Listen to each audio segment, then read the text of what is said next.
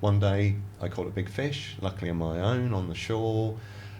So big, she took me an hour to land, to effectively fight, to exhaust, to bring her in.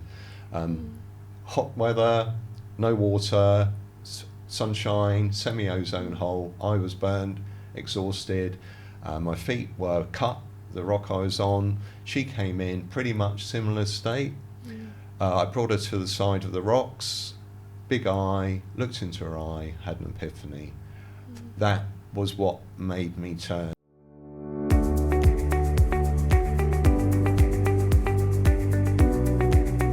Hello everyone and welcome back to Conversations on Compassion. Today we are so excited to be joined by Rob, who is a fish farmer turned animal rights activist.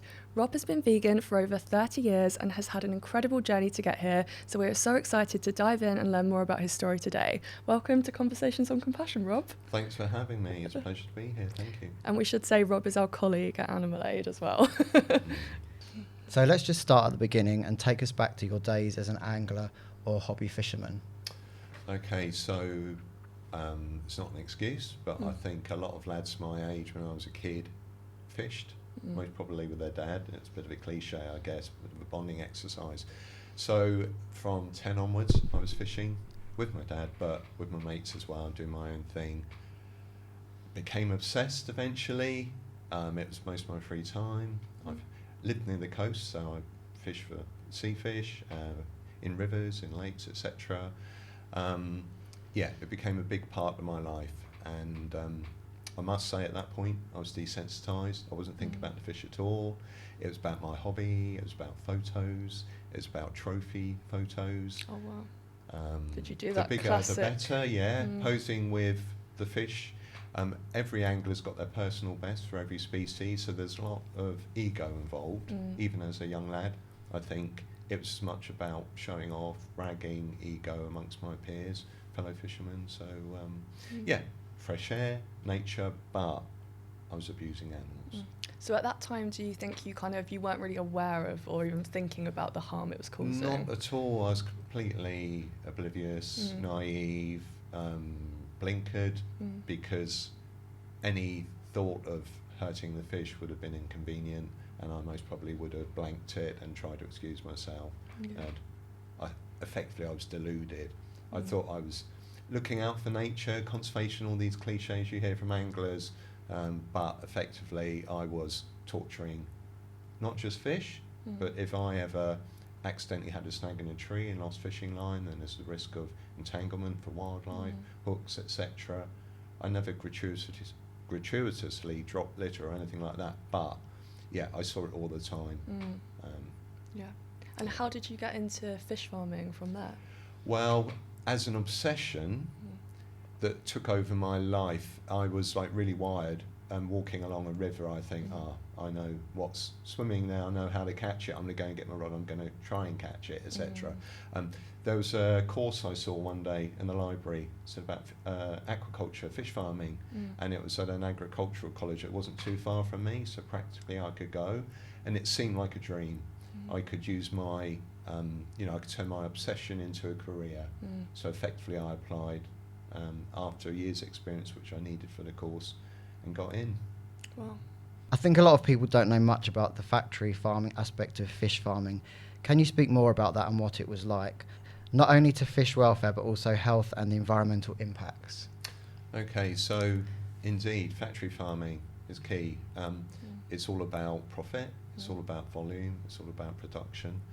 Like most livestock farming, I caveat that, livestock, sentient beings, of course. It's an aquatic environment where you're trying to produce as many fish within a certain volume of water. So the stocking density is always high. It's as high as you can push it. If you push it any higher, then you get the negative feedbacks in terms of disease and higher mortality. So I would say that fish farming is really about how far can we push the fish before we compromise them to the point where there are economic negatives. At no point in my training with my peers, working on farms, etc., did anyone use the word welfare? Did anyone use the word sentience? it really is about understanding how far we can push them to get the maximum output. So the stocking densities are much higher than you'd get in the wild. Sorry, Rob, what does that mean, stocking density? I beg your pardon. So the actual density of the fish per certain area. So Okay. rather than in the wild, you may get, say, a brown trout swimming in a stream. Mhm. You may get one brown trout in maybe a 10-metre stretch of river. Mhm. If it was a 10-metre pond, Mm. you may have 20,000 trout in. Wow. So you exaggerate the stocking densities of the natural wild stocking density of the Mm. species to make things commercially viable. So literally the fish are crawling out of the water, and because they're dictated to by their oxygen needs and other water chemistry parameters, which are specific to the fish species you're farming. I had a lot of experience with rainbow trout. They need quite cool water, lots of oxygen, relatively clear, clean water, which means you get most of those farms around chalk streams where you're going to get constant temperature, low temperatures that feed the farm. The fish themselves are fed pellets, so an artificial high protein food. The husbandry, again, I'll use a technical industry term, is really about, because there's genetic variation and mutation within the fish, they're all going to grow at different rates. So you're regularly grading them, which means splitting them into equal sizes, because that means they will get different size pellets when you feed them artificial pellets. And again, you can push the fish further, faster to their market weight before they get slaughtered. Yeah. I spent 3 years studying the science of fish farming, and there's so much to it. I can only be brief now. Yeah. They are compromised. You get high mortality. They're stressed. You get incidents of disease. They're treated, but a lot you allow for a percentage of mortality, i.e. a certain amount would die, they'll be weak, they'll be sucked to the back of the farm onto the screens, on the outlet screens. Wow. And every day when you clean those screens for weed, so they don't block to maintain flow, you'll take off dead and dying fish. They'll go into a bucket, they'll go into what we call a mort pit, mortality pit, the dead fish. They'll be thrown into a pit and they'll just rot away there. But economically, that's written into the balance sheet as such. Yeah. In terms of the environment, there's all of the effluent, the feces and urine produced by the fish, that will generally settle in the pond, but also will go out into the river, into the chalk stream, and that will affect the ecology of the whole ecology, not just other fish in the river, but invertebrates, etc. There'll be a drop in water quality. You get escapees from the farms, and they actually can potentially interbreed if they're brown trout you're growing with the wild variety, and they can outcompete the wild fishes for food as well. And any escapees, there's a risk of spreading disease, for example. Yeah. So I guess I think when people think of a factory farm, you imagine pigs or kind of other maybe chickens, and they're all crammed together, and it's essentially that, but in water for fish. Exactly, it's an unnatural stocking density that will inevitably compromise the fish. Yeah. And I think fish are really underrepresented when it comes to their suffering, maybe because they don't scream like land animals in a way that we recognise. So can you tell us a little bit more about what you saw when you were working on the fish farm and kind of how the fish suffer? Well, first I'll agree with you 100%, because of the nature of the fact they don't vocalise, their eyes are relatively lifeless, you don't get that empathy as we may do with other farmed animals.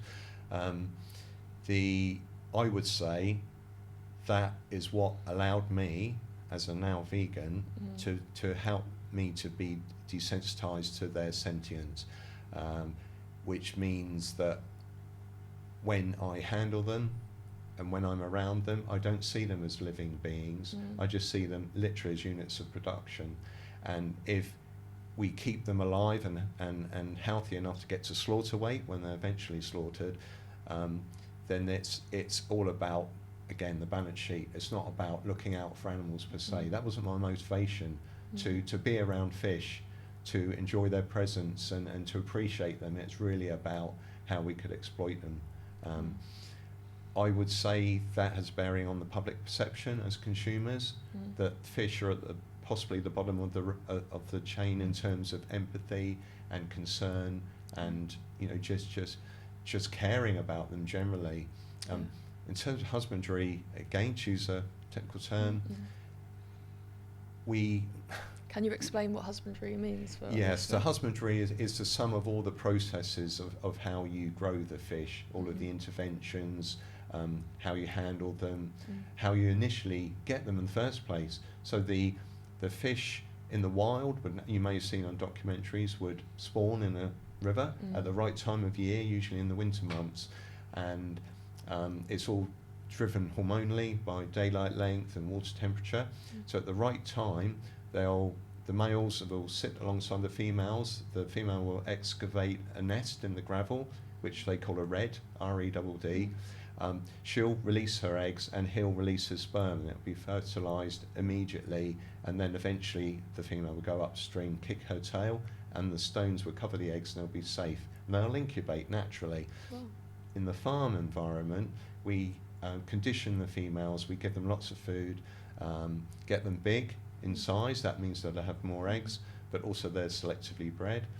But when it comes to spawning time, we'll manually strip the eggs from the females, which means running our hands down her abdomen when we see that her vent's ready at a certain size and colour. And those eggs will be stripped into a bowl to keep them dry, because as soon as they get water on them, the tiny micropyle, the hole which the sperm will go through, it'll swell up, because naturally in the wild, when they spawn into the river, that makes them bigger and stronger, more robust. So we will then get the male, strip the milt of him, the milt, M-I-L-T, which is his sperm, fertilise the eggs manually, usually with a feather mix, add water to harden them off, then they'll be put into trays. That's the start of the process, say, for a rainbow trout. Once they hatch, they then are fed artificial food, and usually depending on whether they're going to go for food fish, table fish as we call them, or stock fish, which would be for fishermen in a lake or river, depends on how you treat them. If it's table fish, higher stocking densities. If it's stock fish for fishermen, they're given much lower stocking densities, more water, higher quality water, so that they look clean, so that deluded anglers can assume they caught a wild fish when effectively it's been stocked from a trout farm. Wow. So you're kind of denying like their natural instincts, I guess. Indeed. The only similarity with the wild is the fact they're in water, but that we handle them, they're netted, they're crushed under nets. Again, they're graded physically to keep the sizes in the same, so batches of fish in the same size because of the pellet size, just to push every fish at full throttle towards the point at which they're slaughtered. And at what age are they typically slaughtered? It's depending. If you're looking at rainbow trout for the table, it'd be approximately a year to a year and a half. Oh.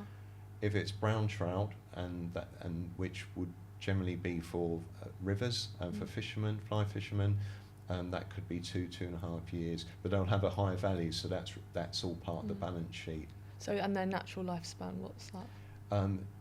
To be honest, indefinitely, i.e., trout would live 10 plus years, I say, compared to the farming. So, but they would be susceptible potentially to predation by herons, by otters when they're smaller, etc. It's an artificial regime. It's a quick life cycle, much quicker than the wild, and ultimately they're only grown for our stomachs or the fishermen to catch. Yeah. So I guess there's like a similarity to our shooting, the shooting industry and our shooting campaign, in that how pheasants and partridges, people think they're shooting wild birds, but they're actually being intensively bred to be released to be shot. It's the same with these fish. Indeed, it's a con. It plays into the deluded ego of a sport fisherman or a shooter.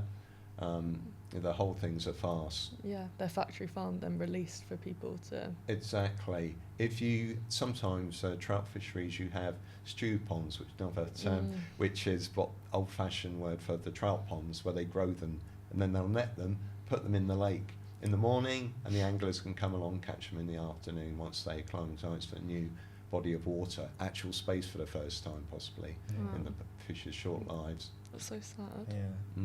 I don't know about you both, but when I went vegan or vegetarian first, the last thing I gave up was fish. Same Was it for for me, you? yeah. And maybe not for you, I guess, because of your story that we'll get into. But I think that's because you think, that they don't feel Yeah. in I the ate same fish. way. Yeah, I went vegetarian, but I still ate fish for a year. Yeah. And then after a year, I thought I'm a hypocrite because even though I was told and thought they didn't suffer, I think deep down I thought, I knew that they did suffer. Yeah. Maybe differently from animals because I was quite ignorant. Yeah. But yeah. Yeah. Can you explain to us kind of just, that about fish and how they can suffer and I guess their nervous system? And Well, indeed, they're highly complex and sophisticated. They've been around a long time in terms of evolution for us. They're geared up to survive, to breed. They've got all of the sensory powers to do so. They are proven to be sentient. The research is there, and that includes the Sentience Act that was coming a few years back, looking at decapod crustaceans, so crabs and lobsters, and octopus, who highly intelligent in terms of their cognitive capability. But fish, they can feel pain. They do feel aversion to anything that's going to affect them. In sort of poor water quality, they'll react to and move away. High temperatures, again low oxygen and things like this. So their sensory system's geared up to live in an optimised environment. In a fish farm, from day one, from the moment they're laid as an egg, they're going to be compromised and their whole world is controlled. It doesn't emulate the natural wild environment at all, and they're going to suffer all the way through, including the point at which they're slaughtered. What was the turning point that led you to think that this didn't feel right?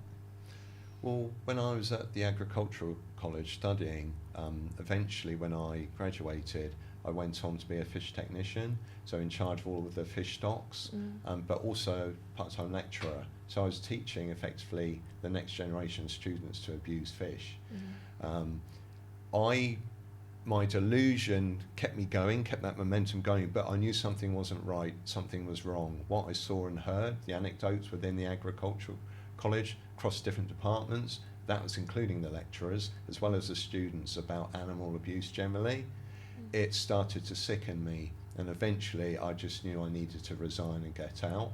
I went to New Zealand, as far away as I could get, to purge myself, and ended up on a marine reserve as a guide, taking people out, talking about conservation, diving, snorkeling with backpackers. It was there, I was still fishing, still deluded, talking about conservation and ethics, but also I couldn't help myself. One day I caught a big fish, luckily on my own, on the shore. So big, she took me an hour to land, to effectively fight, to exhaust, to bring her in. Hot weather, no water, sunshine, semi-ozone hole. I was burned, exhausted. My feet were cut, the rock I was on. She came in pretty much similar state.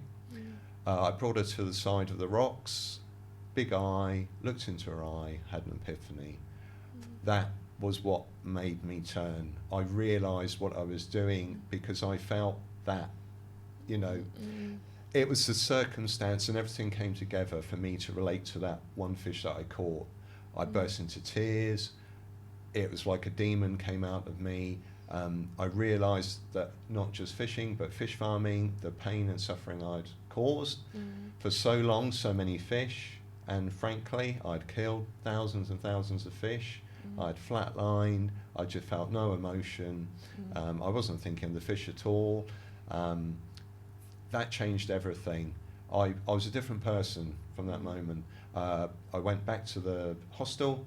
I had albums of me with my trophy shots with fish that I would show people. What a deluded idiot. I was sense of revulsion, disgust was high and live. I ripped them up, I burnt them there ceremonially on site. I smashed my fishing tackle up. I had a real detox emotionally in a moment, but that effectively is what turned me, and not just with fish and stopping fishing of course immediately, but my whole perception of animals, the animal kingdom, became vegetarian by default. I was talking to others, are you vegetarian? What do I do? But also veganism came as soon as I heard about the dairy part of the equation about a year later. So I've been vegan about 30 years now, but it was that one fish, and I did release her. She was stressed, she was compromised. I'm not bleating but I'm glad that I endured what I felt, what I did, that I was physically broken as I had broken her. It wasn't fair. I spent half an hour reviving her, and then she swam off, and I hope that she survived, but she changed my life, and she effectively saved the animals I would have consumed over the last 30 years. Thank you. But if I had a time machine, maybe I wouldn't have done it, but it happened and it changed things. And now from this point onwards, you've dedicated your life to kind of undoing that hurt and helping to inform other people to ensure that they don't do the same thing. Indeed, I felt compelled, not just as my own karma and my own payback, but I had the insight, I had the vision now of reality. Now I had been deluding myself, and I studied fishery science at a high level. But it was all about a commercial context, not about sentience, pain and suffering. So I then, with my background and insight and the community I was part of, because I was actually part of a whale and dolphin rescue team in New Zealand, Project Jonah, I one day, being involved with whale and dolphin rescue, saw about pilot whales in the Faroe Islands that were killing them. And I thought, well, hang on, it's about mindset, it's about culture, it's about understanding that in New Zealand everyone runs out and rescues and is part of that first aid and concern. In the Faroes, they see whales and dolphins, everyone runs out and kills them. So I just thought, well, I need to be part of changing the mindset. And again, because of my background, I thought I can get the animal farming context, being around gamekeepers and everyone else abusing animals, I think I can get in under the radar. And that meant I immediately went to the Faroes, and I was part of a campaign to enlighten the people there, but also my local animal rights group that I gravitated towards, and I met Angie, my partner now, over 30 years too. I learnt a lot. I felt awkward, and I felt the bad guy and guilty and shameful because of what I'd been part of, and that people may not accept me, but luckily I could open up slowly. And they helped my therapy of recovering from all the pain and suffering I was caused to animals and how that made me feel.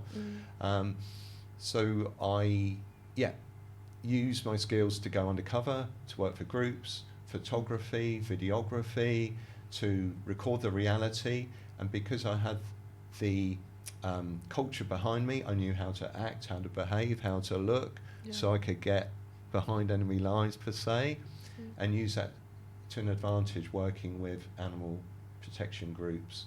So I feel I've turned my negative into a positive.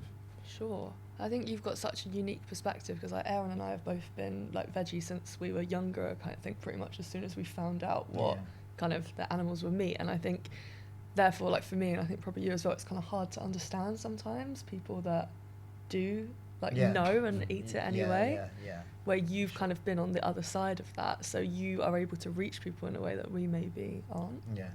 I would say that in my outreach, when I'm talking, I can effectively talk to most people, and that includes farmers and slaughtermen out on the street, and it doesn't faze me, and it's not so much because I empathise and understand. I'd never be an apologist for myself as well. I'll take it on the chin, you know, what I've done and been part of, but it allows me to relax and understand and empathise in terms of the tone and the approach, and where people's sensitivities might be. So I'm not about shame and guilt for individuals, it's about opening people up, and for me to take my own, as a third party, to own my own past, and I think that takes the heat away from the conversation, allows individuals to evolve. Possibly they respect the fact I can be open and honest, and that allows maybe people to be open and honest themselves. Well, actually, I eat free-range chicken, but you're right, they still get slaughtered. I eat wild salmon, but hang on, how are they caught? So it's really, I think, about approach and empathising with the individual I'm speaking to, but I can bring in all sorts of anecdotes, and I feel whatever people put their hand up to, I've most probably done worse. Mm. So it's not about blame. Yeah. It's about neutralising the politics, allowing people to, as a consumer, have an informed choice based on reality and information without any political tone Yeah. or expectation. Yeah. Can you explain, because I think this is something that I went, even as a vegetarian, I went fishing with a family member when I was younger and kind of watched it and thought this doesn't feel right, but didn't really know like what exactly was wrong. And I think when you kind of think about it, you're like putting a hook through someone's Yeah. cheek, and then even if people are like, oh, I release them, like that's still incredibly painful. And then as far as I understand, that's also, that kind of ruins their chance of survival because they're injured. Yeah, drastically. There's, again, the study's been done, and it, it could be up to 40+% of fish that don't make it, and a lot of that's to do with how the fish was caught. If it's big treble hooks, causing more physical damage, how long they've been fought for, so the adrenaline and the physiological effect, whether the stress hormones, etc. So physical damage, if they're handled, especially for a trophy photograph, you're removing the protective slime from the fish, and as soon as they're out the water, they're suffocating in acute pain pretty Yeah. much immediately.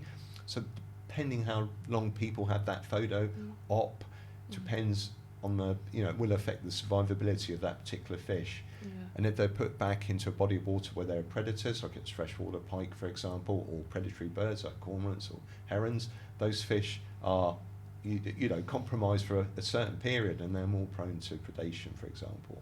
Yeah. Yeah, you're right. One thing you'd mentioned before as well, I'd never thought about, was that if the fish was compromised, it's more likely to get caught again. So people wouldn't think, so someone may have caught a fish, set it free, and then half an hour later it goes down the river and someone else catches it and does the same thing. You never think that, Yeah, that must be awful. That's such a good point, Aaron, because a lot of fish, they need to feed. Yeah. They're animals. They need food for sustenance. I'll give you an example, like carp fisheries, big freshwater fish that are grown to large size because they're a trophy fish. They can be worth tens of thousands of pounds to a fishery. They can buy them in at that sort of price because of the cost of the day tickets, not the hundreds of anglers that want to catch them for the photo, for their personal weight trophy as the fish get bigger, slowly and slowly. The ultimate is to get a personal, not just a personal best, but a UK court record. That's a real ego massager. But as you were saying, carp can be caught hundreds and hundreds of times, and anglers will use different flavoured baits to try to fool the carp, because they're going to be, they're going to learn. They're going to think, that bait the last time I was hooked, and sometimes they can be played, the process of bringing them in while they're fighting, etc., for up to an hour plus. They're exhausted, their adrenaline, their cortisol levels are high. Some have even got hooks either in their throats, in their stomachs, in their mouths from previous catches. So indeed, some fish are caught again and again and again, and they go through that trauma again and again. But what do? They need to eat, they need to survive, and that's half of what an angler does. Their fishing tackle emulates what they would naturally feed on, whether they're a predator or whether they're eating insects and bugs and things. But in a fishery where, coarse fishery usually, freshwater fishery, where they're caught and released in the UK, on the continent people eat those same fish. We've got a different habit here in the UK, but they can be caught so many times, and each time they're caught, there's less chance of them surviving and being predated or just dying. Yeah. It's crazy, isn't it, that it's considered like a peaceful sport or activity, and it's just so incredibly violent. Thanks for saying that, Jane. Thank you so much, because there's a facade and like ethos that anglers like to portray and put out there. If you look at any angling pages or angling charity or angling organisation, it's all about conservation. It's all about mental health. It's all about relaxing. It's all about nature. Well, all of those things you can do without terrorising and hooking fish and all of the tackle entanglement that comes from it with other wildlife species. You can bird watch, you can go for a walk, you can have a picnic, you can get into art. Like I do now with Angie, we snorkel, we look at fish, we appreciate them, their behaviour, their beauty.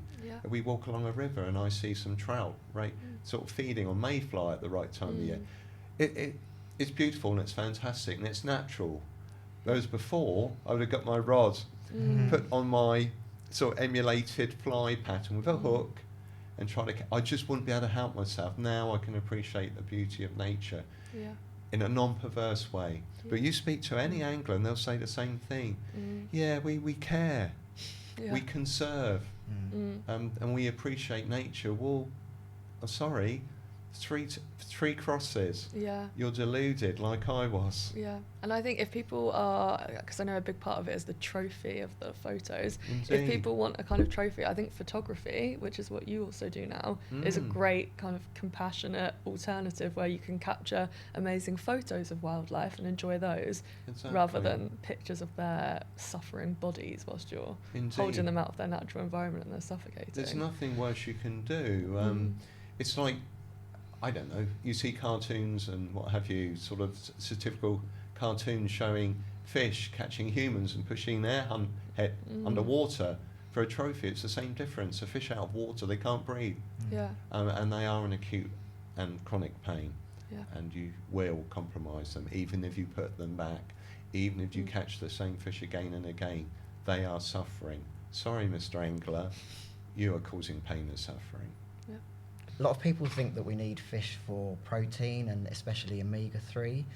What alternatives are there out there for people that think that they have to get it from fish?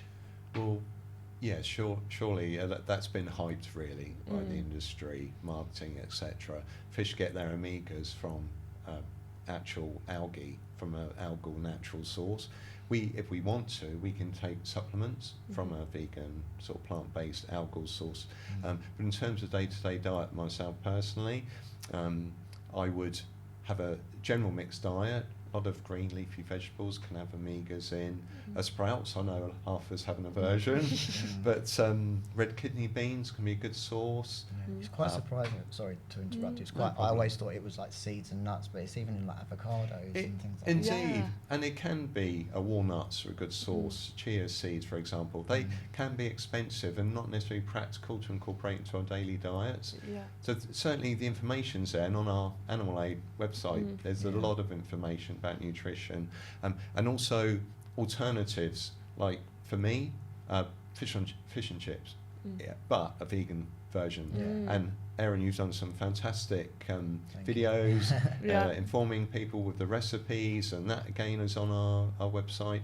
But the omega side of things, as part of a healthy, balanced, plant-based diet, we can get through, I would say, because it's subjective in terms of what we like to eat and taste and flavour, do a little bit of research, but I feel it myself and Angie, we will, so green leafy vegetables, soya products as well. We do have vitamin tablets as a supplement. We don't have omegas per se, but that's us. But you can get everything that you may get from fish through plant-based vegan alternatives. Which is where the fish get it from, like you said. Indeed, exactly. I look after because I go to the gym a lot and I get asked a lot of questions by non-vegans about protein and things like that. So I looked into, as you mentioned, the algae that they eat, and actually there's a lot of research that shows that the algae supplements are a lot purer and absorbed better than actually eating fish to get your omega-3s. Well, there we are. And then obviously you're cutting out the fish as well, so it's more sustainable. More available in a dietary context, but we don't need fish. No. Again, that's marketing, tradition with fish and chips, but I enjoy the vegan version. We love a vegan fish and chips. It's been so nice talking to you, Rob, and I wish we could talk more. I think you've got a lot to share, but we'll have to have you back on. But before you go, we have one question that we ask all of our guests.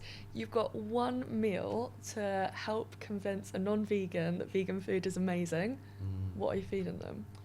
I'm going to come back to fish and chips because not just because of my fishy background and everything else and my evolution, but I do feel in this part of the world it's a conventional, traditional meal that a lot of people relate to, and I feel if we can offer them alternatives such as your alternatives, Erin. Thanks for that. It's a great resource, and I recommend anyone to check out the site, Animal Aid's site. I feel it's something that allows you to find common ground. It's really good politically to have a conventional alternative.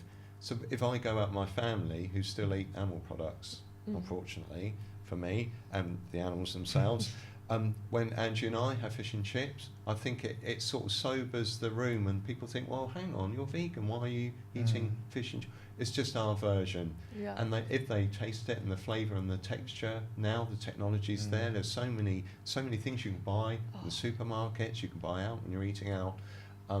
It doesn't have to be the perception of bland and cardboard. Yeah, it's it's delicious. but it could be further from the truth. So I'd go fish and chips every time. Good treat. Toadfish or jackfruit or banana blossom? Either, because then it's variety. You don't want to get bored. Yeah. I'd go for different varieties, shush it up, and come round again to those same versions. But we want to enjoy our food. Yeah. We're not sort of victims of our ethics as such. Yeah. We enjoy tasty food, and it's all out there. Yeah. Plant-based vegan alternatives. Yeah. Thank you so much, Rob, for joining us, and thank you for listening. A real pleasure. Thanks, guys.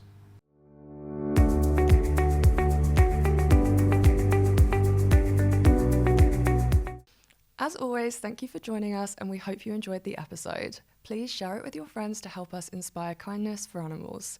You can find us on Instagram and TikTok at animalaid_UK, on Facebook and YouTube at Animalaid, and on Blue Sky at animalaid.org.uk. See you next time.